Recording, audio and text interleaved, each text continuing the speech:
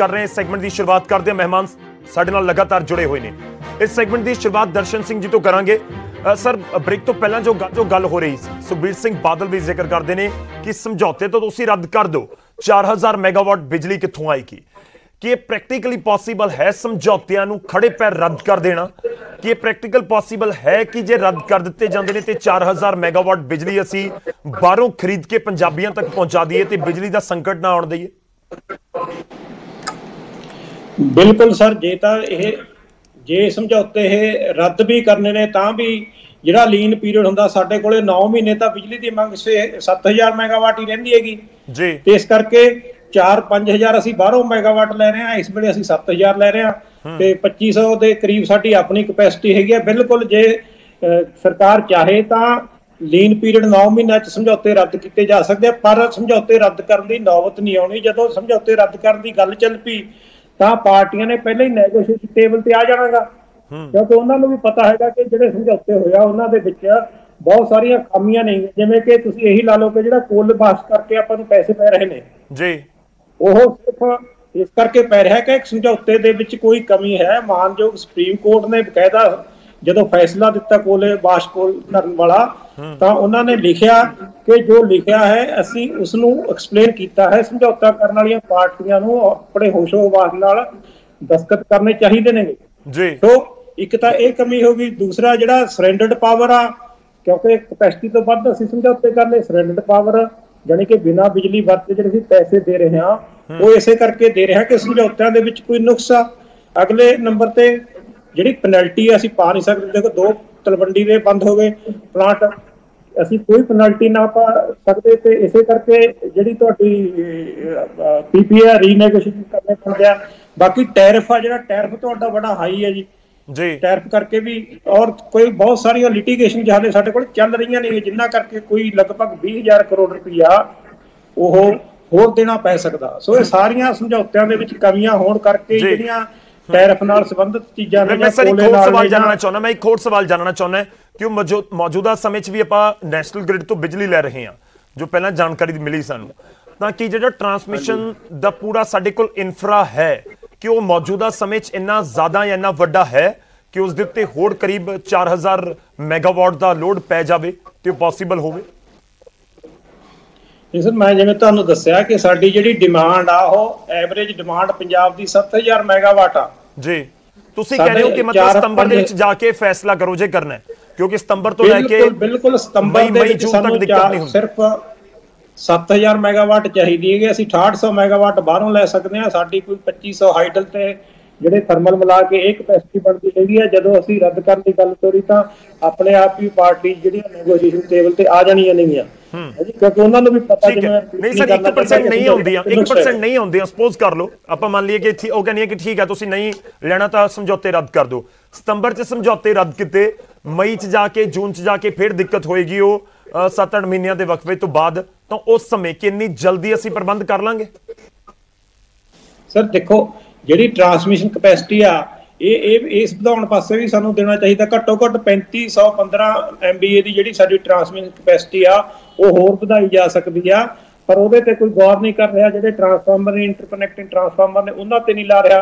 ਬਾਕੀ ਤਕਰੀਬਨ 1200 ਕਰੋੜ ਰੁਪਏ ਦੀ ਚੋਰੀ ਹੋ ਰਹੀ ਹੈ। ਚੋਰੀ ਰੋਕ ਦੇਵਾਂ ਉਸੇ ਨਾਲ ਹੀ ਸਾਡੀ ਜਿਹੜੀ ਘੱਟੋ ਘੱਟ 500-700 ਮੈਗਾਵਾਟ ਤਾਂ ਉੱਥੋਂ ਹੀ ਆ ਜਾਣੀਆਂ। ਦੂਜੀ ਜੇ ਅਸੀਂ ਜਿਹੜੀ ਸਾਡੇ ਟਿਊਬਵੈਲ ਲੋਡ ਨੇਗੇ, ਟਿਊਬਵੈਲ ਜੇ ਆਪਾਂ ਕਿਸਾਨਾਂ ਨੂੰ ਕਹੀਏ ਕਿ ਇਹਦੇ ਵਿੱਚ ਤੁਸੀਂ ਪਾਣੀ ਬਚਾਓ ਦੀ ਸਕੀਮ ਵਰਤੋ ਤਾਂ ਕੁਦਰਤੀ ਉਹ ਪਾਣੀ ਨੂੰ ਘੱਟ ਵਰਤਣਗੇ ਤੇ ਇਸੇ ਕਰਕੇ ਉਹਨਾਂ ਦੀ ਜਿਹੜੀ ਕੰਜ਼ੰਪਸ਼ਨ ਆ ਜਾਂ ਲੋਡ ਆ ਉਹ ਵੀ ਘੱਟ ਜਾਊਗਾ।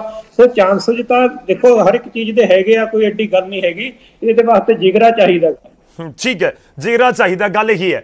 मैं तुहाडे कोल वापस आऊँगा, पर मैं बलीवाल साहब साडे नाल जुड़ चुके ने, उन्हां दा रुख करदा। बलीवाल साहब देखो, एक तो विल पावर चाहिए है, जिक्र यह हो रहा है कि कांग्रेस विल पावर दिखाएगी इस अपनी इनिंग दे विच 2022 के इलैक्शन तो पहला इन्हां समझौतिਆਂ ਨੂੰ कैंसल करन दी। गौरव जी, मैनूं 2-3 मिनट का टाइम इंटरप्टेड दिओ, क्योंकि दोनों पार्टियां ने पहला भी हमले किए ने तो मैं उन्हों की गल का जवाब प्रॉपर तरीके नाल देवां, क्योंकि मुख मंत्री साहब ने भी हुणे एक प्रैस नोट जारी किया है जिस दिल्ली वाला जिहड़ा केजरीवाल का मॉडल है ਉਹਨੂੰ भी बड़ा चंगी तरह अज दस्सिया लोकां नूं, पंजाब दियां नूं। सो मैं उस करके बेनती करदा कि जिहड़ी 300 यूनिट की गल पंजाब च आके केजरीवाल हुणी करके गए है, ਉਹ 300 ਯੂਨਿਟ ਪਹਿਲਾਂ ਦਿੱਲੀ 'ਚ ਲਾਗੂ ਕਰਨ। ਮੁੱਖ ਮੰਤਰੀ ਸਾਹਿਬ ਇਹ ਕਹਿੰਦੇ ਆ ਪਹਿਲਾਂ ਤਾਂ ਉੱਥੇ ਸਰਕਾਰ ਆ, ਉੱਥੇ ਦੇ ਲੋਕਾਂ ਦਾ ਹੱਕ ਬਣਦਾ ਕਿ ਉਹਨਾਂ ਨੂੰ ਦਿੱਤੀ ਜਾਵੇ। ਉੱਥੇ 200 ਇੱਥੇ 300, ਪਹਿਲੀ ਠੱਗੀ ਇਹਨਾਂ ਦੀ ਆਹ।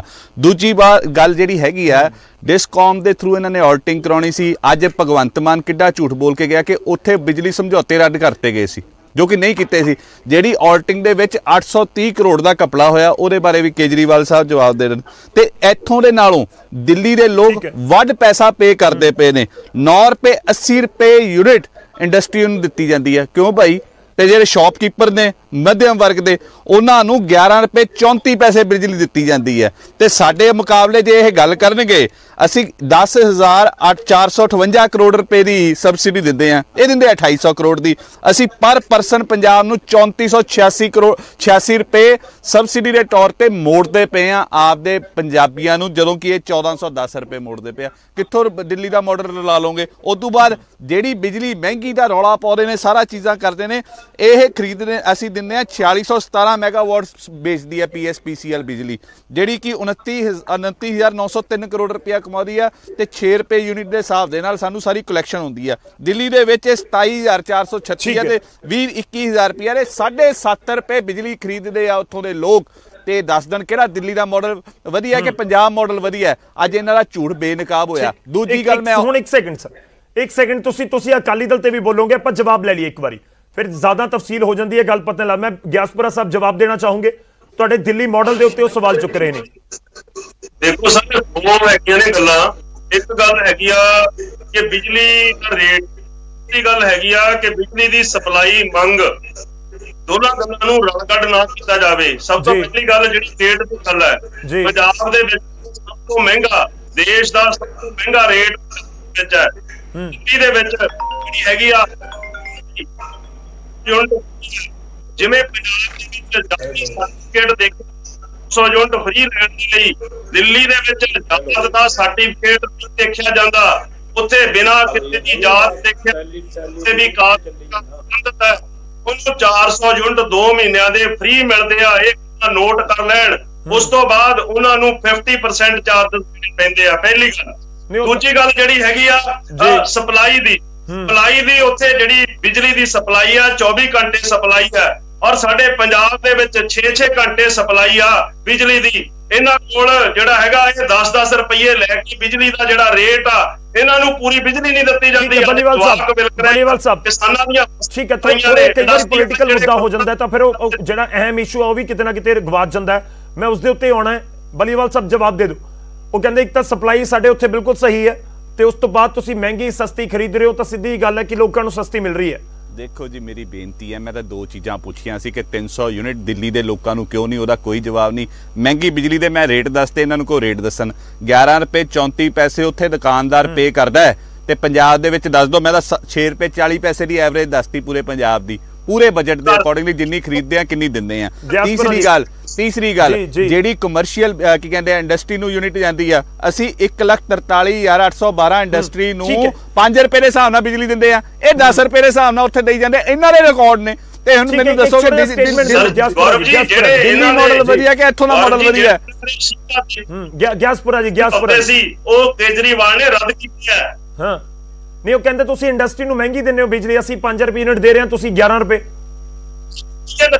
ਇੱਕ ਵੀ ਬਿੱਲ 5 ਰੁਪਏ ਮੇਰੀ ਆਪਣੀ ਹੈ, ਮੈਂ 12 ਰੁਪਏ ਪੇ ਕਰਦਾ। ਦੱਸੋ ਇੱਕ ਵੀ ਇੰਡਸਟਰੀ ਮੇਰੇ ਕੋਲ ਬਿੱਲ ਪਏ ਨੇ? ਮੈਂ ਇੱਕ ਮੈਂ ਔਨ ਰਿਕਾਰਡ ਗੱਲ ਕਰ ਰਿਹਾ ਆਪਣਾ ਗੌਰਵ ਜੀ, ਮੈਂ ਔਨ ਰਿਕਾਰਡ ਗੱਲ ਕਰ ਰਿਹਾ ਜੀ। ਇਹ ਸਿੱਧ ਕਰਾ ਲਿਓ ਜੇ ਪੰਜਾਬ ਸਰਕਾਰ 1,43,816 ਫੈਕਟਰੀਆਂ ਨੂੰ 5 ਰੁਪਏ ਦੇ ਹਿਸਾਬ ਨਾਲ ਬਿਜਲੀ ਨਾ ਦਿੰਦੀ ਹੋਵੇ, 19 ਕਿਲੋ ਤਾਂ ਮੈਂ ਮਾਫੀ ਮੰਗੂ। ਨਹੀਂ, ਆ ਭਾਈ ਸਾਹਿਬ ਜਦ ਤੱਕ ਮਾਫੀ ਮੰਗਣਗੇ ਇੱਥੇ ਬਿੱਲ, ਇਹਨਾਂ ਨੂੰ ਪੁੱਛੋ ਕਿ ਸਾਨੂੰ ਪਿਛਲੇ 10 ਸਾਲ ਦਾ ਇਹ ਰਿਫੰਡ ਦੇਣਗੇ। ਵੀ ਜਿਨ੍ਹਾਂ ਦੀ 4.5 ਸਾਲ ਦੀ ਸਰਕਾਰ ਹੈ, 4.5 ਸਾਲ ਦਾ ਰਿਫੰਡ ਜਾਰੀ ਕਰਨਗੇ ਸਾਨੂੰ? ਮੈਂ ਕਰੂੰਗਾ ਜੀ, ਜੇ ਨਾ ਸ਼ਾਮਲ ਕੀਤਾ ਗਿਆਸਪੁਰਾ ਸਾਰੇ ਬਿਜਲੀ ਦੇ ਬਿੱਲ ਦੇਂਗੇ, ਸਾਰੇ ਬਿਜਲੀ ਦੇ ਬਿੱਲ ਦੇਂਗੇ। ਅਸੀਂ ਇਹਨਾਂ ਦੇ ਘਰ ਚਲੇ ਜਾਂਦੇ ਆ, ਸਾਡੇ ਰੇਟ ਜਿਹੜੇ 5 ਰੁਪਏ ਤੋਂ ਜ਼ਿਆਦਾ ਨੇ, ਸਾਨੂੰ ਉਹਨਾਂ ਦੀ ਰਿਫੰਡ ਕਰਨਗੇ 4.5 ਸਾਲ ਦਾ। ਆਜੋ ਮੈਂ ਦੱਸ ਦਿੰਦਾ ਗੌਰਵ ਜੀ, ਉਹ ਬੰਦੇ ਬਿਠਾਇਆ ਕਰੋ। ਮੈਂ ਬੇਨਤੀ ਕਰਦਾ, ਮੈਂ ਆਮ ਆਦਮੀ ਪਾਰਟੀ ਦੇ ਬੰਦਿਆਂ ਨੂੰ ਵੀ ਬੇਨਤੀ ਕਰਦਾ, ਤੁਹਾਡੇ ਚੈਨਲ ਨੂੰ ਵੀ ਬੇਨਤੀ ਕਰਦਾ, ਉਹਨਾਂ ਬੰਦਿਆਂ ਨੂੰ ਬਿਠਾਇਆ ਕਰੋ ਜਿਨ੍ਹਾਂ ਨੂੰ ਨੌਲੇਜ ਹੋਵੇ। ਇਹਨਾਂ ਦੇ ਪ੍ਰਧਾਨ ਨੂੰ ਨੌਲੇਜ ਹੈ ਨਹੀਂ, ਖਾ ਪੀ ਕੇ ਆ ਜਾਂਦਾ, ਉਹ ਇਹ ਬੰਦੇ ਭੇਜ ਦਿੰਦੇ ਆ। ਜੇ ਨੌਲੇਜ ਲੈ ਕੇ ਨਾ ਗੱਲ ਕਰੋ, ਮੈਂ ਔਨ ਫਿਗਰਸ ਗੱਲ ਕਰ ਰਿਹਾ, ਤੁਸੀਂ ਫਿਗਰਸ ਤੋਂ ਬਿਨਾਂ ਗੱਲ ਕਰਦੇ ਹੋ। ਤੁਸੀਂ 300 ਯੂਨਿਟ ਦਿੱਲੀ ਵਾਲਿਆਂ ਨੂੰ ਫ੍ਰੀ ਕਰੋ, ਫਿਰ ਮੇਰੇ ਨਾਲ ਗੱਲ ਕਰੋ। ਫਿਰ ਆ ਕੇ ਪੰਜਾਬ ਦੇ ਵਿੱਚ ਆ ਕੇ ਕਹੋ ਕਿ ਅਸੀਂ 300 ਯੂਨਿਟ ਬਿਜਲੀ ਮਾਫ ਕਰਾਂਗੇ। ਅਸੀਂ ਤਾਂ 200 ਯੂਨਿਟ ਦਿੰਦੇ ਪਏ ਪੰਜਾਬ ਦੇ ਲੋਕਾਂ ਨੂੰ, ਉਹਦਾ ਬਰਡਨ ਕਿੰਨਾ ਵਾ ਉਹ ਵੀ ਦੇਖ ਲਓ। ਠੀਕ ਹੈ, ਆਉਣ ਵਾਲੇ ਦਿਨਾਂ ਆਪਾਂ ਫਿਰ ਭਟਕ ਗਏ ਮੁੱਦੇ ਤੋਂ, ਆਪਾਂ ਪੀਪੀਏ ਵਾਲੇ ਮੁੱਦੇ ਉੱਤੇ ਰਹੀਏ। ਠੀਕ ਹੈ, ਆਪਾਂ ਫਿਰ ਭਟਕ ਗਏ। ਜਿਹੜੀ ਗੱਲ ਹੈਗੀ ਹੈ ਪੀਪੀਏ ਕੈਂਸਲ ਕਰਨ ਵਾਲੀ, ਉਸ ਤੇ ਕਮੇਟੀ ਬਣ ਗਈ ਹੋਈ ਹੈ ਤੇ ਕਮੇਟੀ ਦੇ ਆਉਣ ਵਾਲੇ ਦਿਨਾਂ ਦੇ ਵਿੱਚ ਵਾਈਟ ਪੇਪਰ ਵੀ ਜਾਰੀ ਹੋਣ ਵਾਲਾ ਹੈ। ਇਸੇ ਕਰਕੇ ਬਲੀਵਾਲ ਸਾਹਿਬ ਤੁਹਾਡੇ ਸਿੱਧੂ ਜੀ ਕਹਿੰਦੇ ਨੇ ਕਿ ਮੈਂ ਕਈ ਵਾਰੀ ਕਹਿ ਚੁੱਕਿਆ ਵਾਈਟ ਪੇਪਰ ਨਹੀਂ ਦਿੰਦੇ ਤੁਸੀਂ, ਇਸੇ ਕਰਕੇ ਵਾਈਟ ਪੇਪਰ ਜਾਰੀ ਕਰ ਦਿਓ, ਪਤਾ ਲੱਗ ਜਾਏ ਲੋਕਾਂ ਨੂੰ ਵੀ। ਜਵਾਬ ਮੰਗਦੇ ਆ 4.5 ਸਾਲ ਬਾਅਦ ਕਮੇਟੀ ਕਿਉਂ ਬਣੀ, ਜਦੋਂ ਸਰਕਾਰ ਜਾ ਰਹੀ ਹੈ, ਇਹਨਾਂ ਦਾ ਸੁਥੜਾ ਸਾਫ਼ ਹੋ ਰਿਹਾ, ਫਿਰ ਕਮੇਟੀ ਬਣ ਰਹੀ ਹੈ। ਚਲੋ ਠੀਕ ਹੈ, ਮੈਂ ਇੱਕ ਸੈਕਿੰਡ ਸਰ, ਮੈਂ ਵਲਟੋਆ ਜੀ ਕੋਲ ਚਲੇ ਜਾਵਾਂ। ਮੈਂ ਵਲਟੋਆ ਜੀ ਤੋਂ ਇੱਕ ਸਵਾਲ ਲੈ ਲਾਂ। ਵਲਟੋਆ ਸਾਹਿਬ ਦੇਖੋ, ਤੁਸੀਂ ਸੁਣ ਰਹੇ ਹੋ ਸਾਰਾ ਕੁਝ, ਪਰ ਜਿਹੜੇ ਕਲੌਜ਼ ਦਾ ਜ਼ਿਕਰ ਹੋ ਰਿਹਾ ਹੈ, ਤੁਸੀਂ ਕਹਿੰਦੇ ਹੋ ਕਿ ਸਮਝੌਤੇ ਉਸ ਸਮੇਂ ਕੀਤੇ ਗਏ। ਹੁਣ ਸਵਾਲ ਇਹ ਹੈ ਕਿ ਪੀਕ ਟਾਈਮ ਦੇ ਵਿੱਚ, ਗਰਮੀ ਦੇ ਸੀਜ਼ਨ ਦੇ ਵਿੱਚ, ਝੋਨੇ ਦੇ ਸੀਜ਼ਨ ਦੇ ਵਿੱਚ ਇਹ ਥਰਮਲ ਪਲਾਂਟ ਬੰਦ ਨੇ, ਤਲਵੰਡੀ ਸਾਬੋ ਦੇ 2 ਯੂਨਿਟ ਬੰਦ ਪਏ ਨੇ, ਕਿ ਇਹ ਵੀ ਸਮਝੌਤਿਆਂ ਦੇ ਵਿੱਚ ਨਹੀਂ ਗੌਰ ਕੀਤਾ ਗਿਆ? ਸਵਾਲ ਉੱਠ ਰਹੇ ਨੇ ਕਿ ਉਹਨਾਂ ਦੇ ਉੱਤੇ ਕੋਈ ਐਕਸ਼ਨ ਨਹੀਂ ਲਿਆ ਜਾ ਸਕਦਾ। ਇਸ ਪੁਆਇੰਟ ਨੂੰ ਲੈ ਕੇ ਸਵਾਲ ਉੱਠ ਰਹੇ ਨੇ, ਤੁਸੀਂ ਡਿਫੈਂਡ ਕਰਦੇ ਹੋ ਸਮਝੌਤਿਆਂ ਨੂੰ? ਦੇਖੋ ਗੁਰੂ ਜੀ, ਮੇਰੀ ਬੇਨਤੀ ਇੰਨੀ ਹੈ,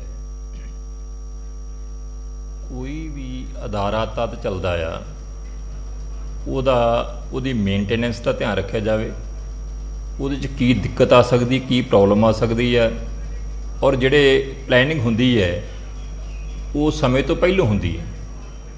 ਤੇ ਇਹ ਕਦੇ ਵੀ ਜਿਹੜੀ ਇਹ ਖਾਣ ਬਣੇ ਨੇ ਨਾ ਕਿ ਬੂਹੇ ਆਈ ਜੰਝ ਤੇ ਵਿੰਨੋ ਕੁੜੀ ਦੇ ਕੰਨ, ਤੇ ਹੁਣ ਜੰਝ ਆਣ ਕੇ ਤੇ ਜੰਝ ਕੁਰਸੀਆਂ ਮੱਲ ਕੇ ਬਹਿ ਗਈ ਹੈ ਤੇ ਕੁੜੀ ਦੇ ਅਜੇ ਵੀ ਕੰਨ ਨਹੀਂ ਵਿੰਨੇ ਹੋਏ। ਇਹ ਹਾਲਾਤ ਨੇ ਸਾਡੇ ਪੰਜਾਬ ਸਰਕਾਰ ਦੇ ਬਿਜਲੀ ਮਹਿਕਮੇ ਨੂੰ ਲੈ ਕੇ। ਔਰ ਮੈਂ ਬੇਨਤੀ ਇੰਨੀ ਕਰੂੰਗਾ ਗੌਰਵ ਜੀ ਕਿ ਬਿਜਲੀ ਵਿਭਾਗ ਪ੍ਰਤੀ ਮੌਜੂਦਾ ਕੈਪਟਨ ਸਰਕਾਰ ਗੰਭੀਰ ਹੀ ਨਹੀਂ, ਇਹਨਾਂ ਵਾਸਤੇ ਇਹ ਡਿਪਾਰਟਮੈਂਟ ਮਹੱਤਤਾ ਹੀ ਕੋਈ ਨਹੀਂ ਰੱਖਦਾ। ਤੁਸੀਂ ਇੱਥੋਂ ਤੱਕ ਦੇਖੋ ਕਿ ਨਵਜੋਤ ਸਿੰਘ ਸਿੱਧੂ ਹੁਣ ਰੋਜ਼ਾਨਾ ਬਿਜਲੀ ਵਿਭਾਗ ਨੂੰ ਲੈ ਕੇ ਟਵੀਟ ਤੇ ਕਰਦੇ, ਪਰ ਜਦੋਂ ਇਹਨਾਂ ਨੂੰ ਸੌਂਪਿਆ ਗਿਆ ਉਸ ਸਮੇਂ ਲਿਆ ਨਹੀਂ। ਕਿਉਂ ਨਹੀਂ ਲਿਆ? ਕਿ ਪਤਾ ਕਿ ਮਿਹਨਤ ਕਰਨੀ ਪੈਣੀ ਹੈ, ਸੁਪਰਵਿਜ਼ਨ ਕਰਨੀ ਪੈਣੀ ਹੈ, ਰਿਵਿਊ ਮੀਟਿੰਗਾਂ ਕਰਨੀਆਂ ਪੈਣੀਆਂ ਨੇ, ਸਿਰ ਖਪਾਉਣਾ ਪੈਣਾ ਆ, ਤਰੱਦਦ ਕਰਨਾ ਪੈਣਾ ਆ। ਔਰ ਦੂਸਰੇ ਬੰਨੇ ਜਿਹੜੇ ਕੈਪਟਨ ਅਮਰਿੰਦਰ ਸਿੰਘ ਜਿਨ੍ਹਾਂ ਕੋਲ ਮਹਿਕਮਾ ਆ, ਇਹ ਸਾਬਤ ਕਰਦੇ ਨੇ ਕਿ ਕਦੇ ਮੀਟਿੰਗ ਕੀਤੀ। ਸਭ ਤੋਂ ਵੱਡੀ ਗੱਲ ਪਹਿਲਾਂ ਵੀ ਗੱਲ ਚੱਲੀ ਸੀ ਕਿ ਬਿਜਲੀ ਮਹਿਕਮੇ ਦੇ CMD ਜਿਹੜੇ ਨੇ ਉਹ ਇੱਕ IAS ਆਫੀਸਰ ਲਾਏ ਨੇ। IAS ਆਫੀਸਰ ਲਿਆਕਤ ਪੱਖੋਂ ਵਧੀਆ ਹੋ ਸਕਦਾ ਹੈ, ਪਰ ਟੈਕਨੀਕਲ ਨਹੀਂ ਹੋ ਸਕਦਾ। ਇਸ ਐਡਾ ਵੱਡਾ ਮਹਿਕਮਾ ਹੋਵੇ, ਪੰਜਾਬ ਦੇ ਹਰੇਕ ਵਿਅਕਤੀ ਨਾਲ ਜੁੜਿਆ ਹੋਵੇ, ਤੇ ਤੁਸੀਂ ਉੱਥੇ IAS ਆਫੀਸਰ ਲਾ ਦਿਓ, ਟੈਕਨੀਕਲ ਲਾਓ ਨਾ, ਤੇ ਇਹਦਾ ਮਤਲਬ ਤੁਸੀਂ ਗੈਰ ਸੰਜੀਦਾ ਜੇ। ਔਰ ਇੱਕ ਮੈਂ ਗੌਰਵ ਜੀ ਤੁਹਾਨੂੰ ਬੇਨਤੀ ਕਰੂੰਗਾ, ਔਰ ਸਮੁੱਚੇ ਮੀਡੀਆ ਨੂੰ ਬੇਨਤੀ ਕਰੂੰਗਾ, ਝੂਠ ਸੁਣਨ ਦੀ ਬਜਾਏ ਕੋਈ ਇਧਰੋਂ ਘੋੜਾ ਛੱਡ ਦਿੰਦਾ ਆ, ਕੋਈ ਉਧਰੋਂ ਘੋੜਾ ਛੱਡ ਦਿੰਦਾ ਆ। ਸਾਡੇ ਵਰਗੇ ਤੱਥਾਂ ਦੇ ਆਧਾਰ ਤੇ ਗੱਲ ਕਰਦੇ ਆ, ਅੰਕੜਿਆਂ ਦੇ ਆਧਾਰ ਤੇ ਗੱਲ ਕਰਦੇ ਆ, ਤੇ ਇਹ ਡਾ ਕੇ ਧੂੜ ਸਾਰ ਕੁਝ ਮੜੀਆਂ ਮੀਟ ਕਰ ਦਿੰਦੇ ਆ। ਤੁਹਾਨੂੰ ਬੇਨਤੀ ਕਰਾਂਗੇ, ਪੰਜਾਬ ਰੈਗੂਲੇਟਰੀ ਕਮਿਸ਼ਨ ਦੇ ਰੇਟ ਲੈ ਕੇ ਆਓ, ਪੰਜਾਬ ਰੈਗੂਲੇਟਰੀ ਕਮਿਸ਼ਨ ਦੇ ਡਾਕੂਮੈਂਟ ਲੈ ਕੇ ਆਓ। ਦਿੱਲੀ ਜਿਹੜਾ ਆ, ਉੱਥੋਂ ਦੀਆਂ ਜਿੰਨੀਆਂ ਕੰਪਨੀਆਂ ਆ, ਜੋ ਉੱਥੋਂ ਦਾ ਬਿਜਲੀ ਵਿਭਾਗ ਆ, ਉਹਦੇ ਸਾਰੇ ਡਾਕੂਮੈਂਟ ਲੈ ਕੇ ਆਓ, ਕੰਪੈਰੀਜ਼ਨ ਪੇਸ਼ ਕਰੋ, ਤੁਸੀਂ ਪੇਸ਼ ਕਰੋ, ਪਤਾ ਲੱਗ ਜੂਗਾ। ਸੱਤ ਸਾਹਮਣੇ ਠੀਕ ਹੈ। ਨਹੀਂ, ਸਾਡੀ ਕੋਸ਼ਿਸ਼ ਰਹਿੰਦੀ ਹੈ, ਨਹੀਂ ਵਲਟੋਆ ਸਾਹਿਬ, ਕੋਸ਼ਿਸ਼ ਰਹਿੰਦੀ ਹੈ ਕਿ ਅਸੀਂ ਤੱਥਾਂ ਦੇ ਸਾਹਮਣੇ ਲਿਆ ਕੇ ਰੱਖੀਏ, ਲੋਕਾਂ ਤੱਕ ਪਹੁੰਚਾਈਏ। ਮੇਰੇ ਕੋਲ ਸਮਾਂ ਹੁਣ ਪੂਰਾ ਨਹੀਂ, ਮੇਰੇ ਕੋਲ ਬਿਲਕੁਲ ਨਹੀਂ ਕੋਸ਼ਿਸ਼ ਹੁੰਦੀ, ਮੇਰੇ ਕੋਲ ਸਮਾਂ ਪੂਰਾ। ਬਲੀਵਾਲ ਸਾਹਿਬ, ਇੱਕ ਫਾਈਨਲ ਤੁਹਾਡੀ ਸਟੇਟਮੈਂਟ ਚਾਹੂੰਗਾ। ਹੁਣ PPA ਦੇ ਉੱਤੇ ਤੁਸੀਂ ਕਮੇਟੀ ਦਾ ਜ਼ਿਕਰ ਕਰ ਦਿੱਤਾ, ਹੁਣ ਅਕਾਲੀ ਦਲ ਕਹਿ ਰਿਹਾ ਹੈ ਕਿ ਸਭ ਕੁਝ ਠੀਕ ਹੈ, ਨਹੀਂ ਤਾਂ ਤੁਸੀਂ ਕਰਕੇ ਦਿਖਾਓ। ਜੋ ਲੱਗ ਰਿਹਾ ਬਲੀਵਾਲ ਸਾਹਿਬ ਤੱਕ ਆਵਾਜ਼ ਨਹੀਂ ਮੇਰੀ ਪਹੁੰਚ ਰਹੀ। ਸ਼ੁਕਰੀਆ, ਬਹੁਤ ਬਹੁਤ ਧੰਨਵਾਦ ਸਾਡੇ ਨਾਲ ਸਾਰੇ ਮਹਿਮਾਨਾਂ ਦਾ ਜੁੜਨ ਦੇ ਲਈ, ਇਸ ਪੂਰੀ ਗੱਲਬਾਤ ਦੇ ਲਈ। ਅਸੀਂ ਗੱਲਬਾਤ ਕਰਨ ਦੀ ਕੋਸ਼ਿਸ਼ ਕੀਤੀ ਹੈ, ਪੂਰੇ ਮੁੱਦੇ ਨੂੰ ਸਮਝਣ ਦੀ ਕੋਸ਼ਿਸ਼ ਕੀਤੀ ਹੈ। ਸਿਆਸਤ ਤਾਂ ਦੇਖੋ ਸਿੱਧੇ ਤੌਰ ਦੇ ਉੱਤੇ ਹੋ ਰਹੀ ਹੈ ਇਸ ਪੂਰੇ ਇਸ਼ੂ ਦੇ ਉੱਤੇ, ਜਿਸ ਤਰੀਕੇ ਨਾਲ ਸਟੇਟਮੈਂਟਸ ਆ ਰਹੀਆਂ ਨੇ, ਪਰ ਜੋ ਅਕਾਲੀ ਦਲ ਨੇ ਜ਼ਿਕਰ ਕੀਤਾ ਕਿ ਵਾਕਈ ਹੀ ਸਭ ਕੁਝ ਆਲ ਇਜ਼ ਵੈਲ ਹੈ, ਤਾਂ ਜੋ ਦਰਸ਼ਨ ਜੀ ਅੱਜ ਜ਼ਿਕਰ ਕਰ ਗਏ ਨਿਊਜ਼ 18 ਪੰਜਾਬ ਦੇ ਉੱਤੇ ਸਾਡੀ ਅੱਜ ਚਰਚਾ ਦੇ ਵਿੱਚ ਕਿ 4 ਰੁਪਏ 68 ਪੈਸੇ ਤੋਂ ਹੇਠਾਂ ਇਹਨਾਂ ਪ੍ਰਾਈਵੇਟ ਥਰਮਲ ਪਲਾਂਟਾਂ ਤੋਂ ਬਿਜਲੀ ਤਾਂ ਕਦੇ ਖਰੀਦੀ ਨਹੀਂ ਗਈ। ਤਾਂ ਹੁਣ ਸਵਾਲ ਇਹ ਹੈ ਕਿ ਜੇ ਸਭ ਕੁਝ ਠੀਕ ਹੈ ਤਾਂ ਫਿਰ ਮਹਿੰਗੀ ਬਿਜਲੀ ਕਿਉਂ ਹੈ? ਜੇ ਮਹਿੰਗੀ ਬਿਜਲੀ ਖਰੀਦੀ ਜਾ ਰਹੀ ਹੈ ਤਾਂ ਕਾਰਵਾਈ ਕਿਉਂ ਨਹੀਂ ਹੋ ਰਹੀ? ਤੇ ਹੋਰ ਵੀ ਅਹਿਮ ਕਿ ਜਦੋਂ ਜ਼ਰੂਰਤ ਹੈ, ਸਭ ਤੋਂ ਮੇਨ ਗੱਲ ਇਹੀ ਹੈ ਕਿ ਮੌਸਮ ਹੈ ਗਰਮੀ ਦਾ, ਝੋਨੇ ਦਾ ਸੀਜ਼ਨ ਹੈ, ਜੇ ਇਸ ਸਮੇਂ ਕੋਈ ਥਰਮਲ ਪਾਵਰ ਪਲਾਂਟ ਬੰਦ ਹੈ ਜਿਸ ਨੂੰ ਅਸੀਂ ਫਿਕਸ ਚਾਰजेस ਦੇ ਰਹੇ ਹਾਂ, ਜਿਸ ਨੂੰ ਅਸੀਂ ਬਣਾਇਆ ਇਸ ਕਰਕੇ ਜਾਂ ਪੈਸੇ ਇਸ ਕਰਕੇ ਦਿੱਤੇ ਕਿ ਸੀਜ਼ਨ ਦੇ ਵਿੱਚ ਲੋੜ ਪਵੇ, ਉਹ ਨਹੀਂ ਕੰਮ ਆ ਰਿਹਾ ਤਾਂ ਫਿਰ ਕੀ ਉਹਦੇ ਉੱਤੇ ਕਾਰਵਾਈ ਨਹੀਂ ਹੋਣੀ ਚਾਹੀਦੀ ਜਾਂ ਅਸੀਂ ਨਹੀਂ ਕਰ ਸਕਦੇ? ਖੈਰ ਬਹੁਤ ਸਾਰੇ ਜ਼ਰੂਰ ਸਵਾਲ ਨੇ, ਪਰ ਉਮੀਦ ਕਰਦੇ ਹਾਂ ਕਿ ਸਰਕਾਰ ਜੋ ਕਮੇਟੀ ਦਾ ਜ਼ਿਕਰ ਕਰ ਰਹੀ ਹੈ ਉਹ ਵੀ ਜਲਦ ਆਵੇ ਤੇ ਹੋਰ ਤੱਥ ਵੀ ਨਿਕਲ ਕੇ ਇਸ ਪੂਰੇ ਮਾਮਲੇ 'ਚ ਸਾਹਮਣੇ ਆਉਣ। ਫਿਲਹਾਲ ਪ੍ਰਾਈਮ ਟਾਈਮ ਦੇ ਵਿੱਚ ਅੱਜ ਦੇ ਲਈ